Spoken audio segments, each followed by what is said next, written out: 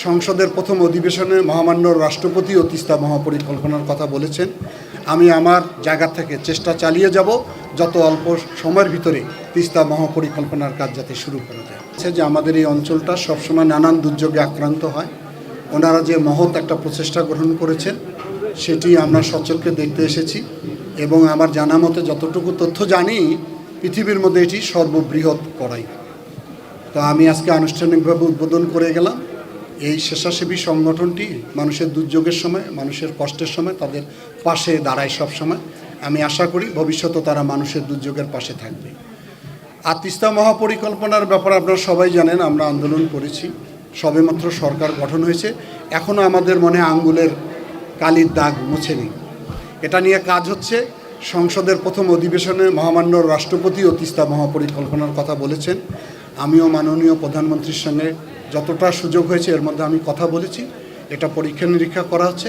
আমি মনে করি রংপুরের 2 কোটি মানুষের যে দাবি দীর্ঘদিনের, এই তিস্তা একসময় আমার মায়ের মতো ছিল, সেই তিস্তা এখন বিধ্বংসী রূপ ধারণ করেছে।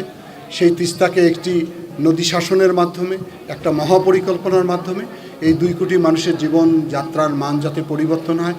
আমি তিস্তা পাড়ের সন্তান, এই এলাকার মানুষের, ভাগ্যহত মানুষের পাশে সবসময় আমি থাকি।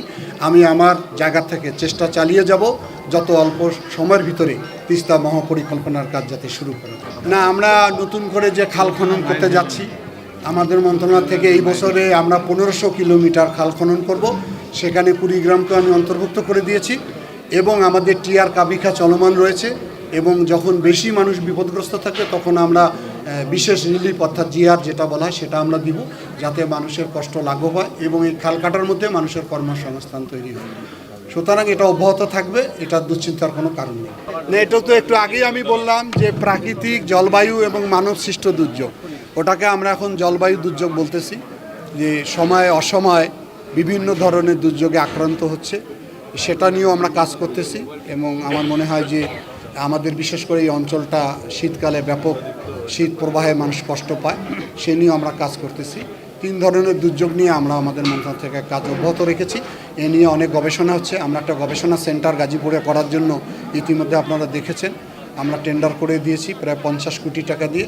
এটা দেশীয় এবং আন্তর্জাতিক বহু গবেষকরা এখানে অংশগ্রহণ করে আমাদেরকে স্কিল ডেভেলপমেন্টের কাজ করবে।